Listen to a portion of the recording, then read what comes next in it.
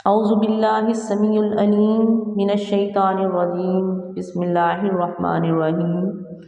آج فلسطین کے مظلوم مسلمانوں کو دیکھ کر مجھے آپ صلی اللہ علیہ وآلہ وسلم کا دور یاد آ گیا کہ جب وہاں پہ جو نیو مسلم تھے ان کے ساتھ کیا کیا ظلم اور بربریت کی داستانیں جو تھیں وہ رقم کی گئی تھیں۔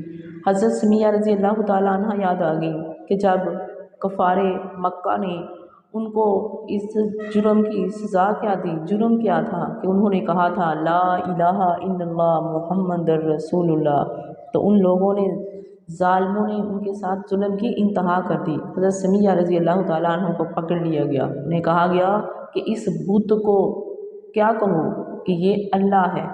صرف ان کا قصور کیا تھا؟ لا الہ الا اللہ پڑھ لینا ان کا قصور تھا کہ اسے کہو کہ یہ جو بت ہے یہ الہ ہے۔ انہوں نے کہا کہ میں نہیں کہتی یہ الہ ہے، الہ تو وہ ہے جس نے مجھے بھی پیدا کیا، آپ لوگوں کو بھی پیدا کیا۔ میں نے لا الہ الا اللہ پڑھ لیا ہے، ایک اللہ کو مان لیا ہے۔ اب جب اس کو میں نے مان لیا ہے تو میں کسی بتوں کو معبود نہیں مان سکتی۔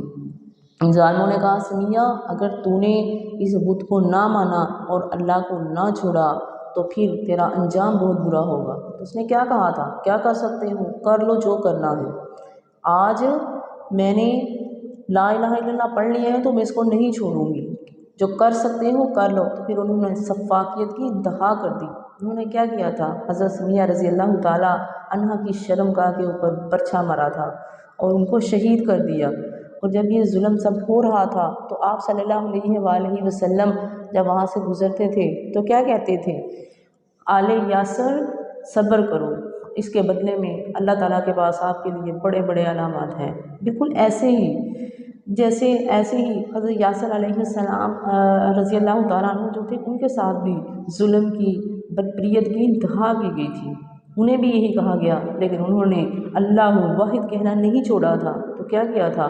ان کی ظالموں نے کہا کہ اگر تم نے اللہ کو الہ جو ہے واحد کہنا نہ چھوڑا، ہمارے بتوں کو تم نے ان کی پرستش نہ کی، ان کو خدا نہ سمجھا، تو ہم آپ کو بھی بہت برا انجام کریں گے۔ حضرت یاسر علیہ السلام نے کیا کہا تھا کہ میرے دل میں اللہ واحد کی شمع جو ہے جل گئی ہے، جو کرنا ہے وہ کر لو، میں مر تو سکتا ہوں، کٹ تو سکتا ہوں، لیکن اللہ وہ واحد کی پکار جو ہے نا وہ نہیں چھوڑ سکتا۔ تو ان ظالموں نے ظلم کی کیا انتہا کی تھی۔ بالکل آج ویسے ہی فلسطین کے بیچ میں ہو رہا ہے مسلمانوں کے ساتھ۔ تو انہوں نے کیا کیا؟ حضرت یاسر علیہ السلام کو 4 بڑے جوان اونٹ، صحیح جو جسے تگڑے بولتے ہیں، اس طرح کے اونٹ لیے اور ان کے دونوں بازوؤں کو 2 اونٹوں کے ساتھ اور ان کے دونوں ٹانگوں کو ان کے 2 اونٹوں کے ساتھ باندھ دیا گیا، اور پھر انہیں کہا گیا کہ اب بھی ایمان جو ہے لانے سے انکار کر دو۔ لیکن انہوں نے کہا کہ نہیں، یہ کیسے ہو سکتا ہے، میں انکار نہیں کر سکتا۔ تو انہوں نے کہا کہ اس کے بعد ان اونٹوں کو دھڑا دیا جائے گا اور آپ کے جسم کے پرخچے اڑ جائیں گے، ابھی بھی وقت ہے، ایمان سے پھر جاؤ۔ اللہ کے نبی وہاں سے گزرتے ہیں، اللہ کے نبی تلقین کرتے ہیں اے آل یاسر صبر کرو، صبر کرو، صبر کرو۔ اللہ کے نبی کی آنکھیں آنسو بہاتی تھی۔ بالکل ایسے ہی جیسے آج ہم میڈیا کے اوپر فلسطین کے 78 مسلمان جو ہیں ان کو شہید ہوتے ہوئے دیکھ رہے ہیں، ان کو خون میں لت پت ہوئے دیکھ رہے ہیں، لیکن بے بسی کی تصویر بنے بیٹھے ہیں۔ ہم لوگ صرف دعائیں ہی کر سکتے ہیں کہ اللہ تعالیٰ اس کے بدلے میں ان کو جنت الفردوس میں اعلیٰ مقام نصیب فرمائے، ان کی مشکلوں کو آسان کرے۔ ایمان والوں کو ہر دور کے بیچ میں کٹنا اور شہید ہونا پڑا ہے، یہ کوئی نئی بات نہیں ہے۔ آج سے 14,000 سال پہلے حضرت یاسر علیہ السلام کو کیا کیا تھا؟ ان ظالموں نے 4 اونٹوں کو ان کو دھڑا دیا، اور حضرت یاسر علیہ السلام یاسر رضی اللہ تعالیٰ عنہ جو تھے ان کے جسم تھے اور خچے اڑ گئے تھے، اور وہ اپنے شہادت کی انہوں نے موت جو تھی وہ قبول کر لی، اپنے رب سے مل گئے، لیکن ایمان سے پھرے نہیں تھے۔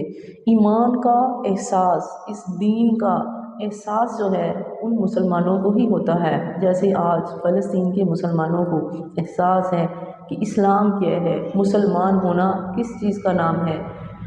اور ہم جو مسلمان ہیں ہم جو برائے نام مسلمان ہیں، ہم لوگ کیا ہیں، ہم تو 5 وقت کی نماز بھی ادا نہیں کر سکتے۔ وہ لوگ مسجدوں کے بیچ میں، انہیں پتہ ہے کہ ان مسجدوں کے اوپر بمباری ہو رہی ہے، سب کچھ ہونے کے باوجود بھی انہوں نے 5 وقت کی نماز نہیں چھوڑی، وہ نمازیں بھی ادا کر رہی ہیں، وہ شہید بھی ادا ہو رہے ہیں۔ تو آج ہم مسلمانوں کی کیا ذمہ داری ہے؟ اگر نہیں کچھ کر سکتے تو کم سے کم 5 وقت کی نماز پڑھ کے اپنے ان مسلمان بہن بھائیوں کے لیے دعا تو کر سکتے ہیں کہ اللہ تعالیٰ جو ہے ہمارے مسلمان مجاہدین کی مدد فرمائے، ہمارے مسلمانوں کی مدد فرمائے، غیبی امداد فرمائے۔ اور الحمدللہ ان کی اللہ تعالیٰ غیبی امداد فرما بھی رہا ہے، جس طریقے سے وہ اسرائیل کو نقصان پہنچا رہے ہیں۔